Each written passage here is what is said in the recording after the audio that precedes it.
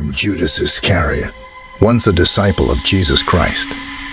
My story is one of betrayal and regret, a cautionary tale of the consequences of greed and misguided actions.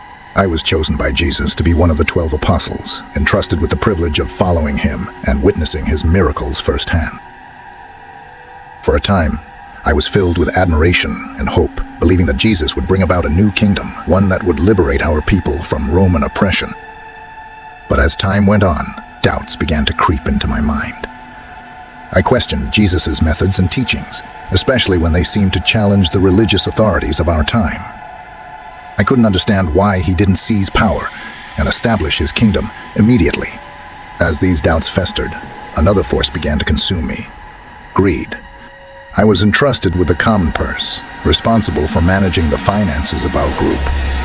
But instead of upholding this trust with integrity, I started to pilfer from the funds for my own gain. Final straw came when Jesus visited the house of Simon, the leper in Bethany. A woman came to him with an alabaster jar of expensive perfume, which she poured on his head as an act of worship. I was outraged at what I perceived as a waste of valuable resources. I saw an opportunity to profit and betray Jesus simultaneously.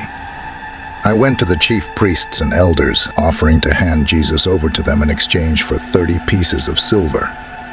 They eagerly accepted my offer, and I led them to Jesus in the Garden of Gethsemane, where I identified him with a kissamine. In that moment, I realized the gravity of what I had done. I had betrayed my Lord and Savior, the one who I had followed and professed to love. The weight of my sin crushed me, and I tried to undo my actions by returning the blood money to the chief priests. But it was too late. Filled with remorse and despair, I couldn't bear to face the consequences of my betrayal.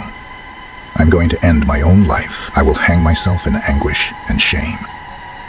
My name has become synonymous with treachery and deceit, a cautionary tale of the dangers of greed and betrayal.